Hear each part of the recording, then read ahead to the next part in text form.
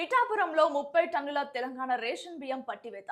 ఆంధ్రప్రదేశ్లోని పిఠాపురంలో భారీగా తెలంగాణ రేషన్ బియ్యం పట్టుబడింది. జనసేన నేత పవన్ కళ్యాణ్ నియోజకవర్గంలో అక్రమంగా తరలిస్తున్న సుమారు 30 టన్నుల రేషన్ బియ్యాన్ని పోలీసులు స్వాధీనం చేసుకున్నారు.